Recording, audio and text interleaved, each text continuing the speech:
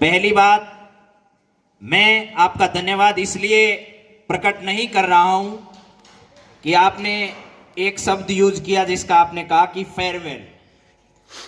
तो आप चिंता ना करें, मैं इस परिवार का हिस्सा था, हूं और रहूंगा। मैं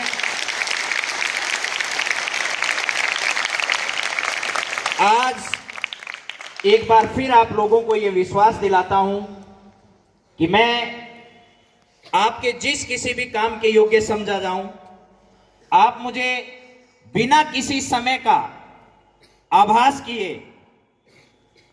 24 घंटे में कभी भी इस विद्यालय के लायक अगर मुझे समझा जाए और मेरे लायक कोई काम हो जो इस विद्यार्थी हित में हो, तो मैं उसके लिए हमेशा आजीवन ये विश्वास मैंने किसी को नहीं दिया, लेकिन मैं आज इस एमपीएस परिवार को दे रहा हूं। और धन्यवाद सिर्फ इस बात का कि मुझे इस लायक समझा गया और आज मेरा ये मान सम्मान किया गया। इस परिवार ने मुझे इतनी इज्जत, शोहरत, सम्मान ये सब दिया जिसकी कल्पना शायद कोई व्यक्ति अपने परिवार में भी नहीं कर सकता।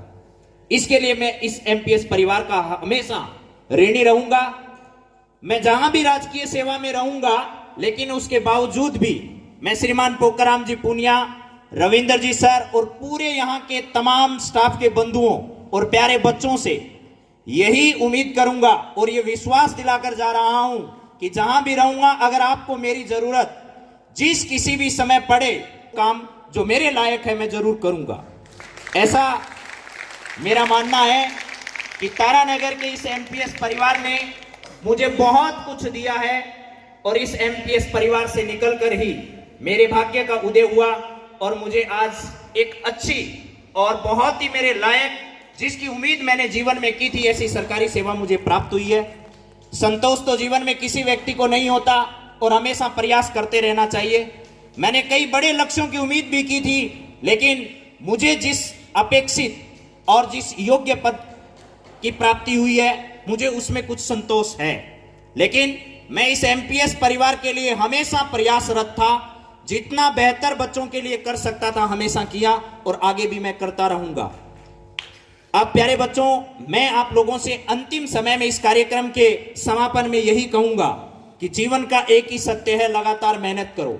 मैंने कभी भी, आपको आज सच बता रहा हूं, मैंने कभी भी नहीं सोचा कि मुझे ये बनना है। बस मैं हमेशा पढ़ता रहा, जो पेपर आया वो देता रहा। मिल गया तो अच्छा, नहीं मिला तो ज्यादा निराश नहीं। बहुत सारे लोग आपको निराश करने की कोशिश जरूर करेंगे, आपको पीछे खींचने की कोशिश जरूर करेंगे, लेकिन आप चलते रहो। समझ गए? आप हमेशा चलते रहोगे तो जीवन में आपको एक न एक दिन आपकी मुकाम जो है वो जरूर मिल जाएगी।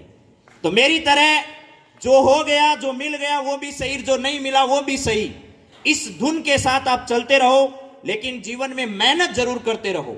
जैसा कि श्रीमान रविंदर जी सर ने बताया था, जिस दिन मैंने पहले दिन पढ़ाना शुरू किया था, मेरी क्लास में 3 ही बच्चे थे सिर्फ। मैं सोच सकता था कि 3 ही बच्चे हैं यार, क्या पढ़ाना, इनको तो बताया आजा बेटा ले ऐसे ऐसे ऐसे कर लेना, हो जाएगा।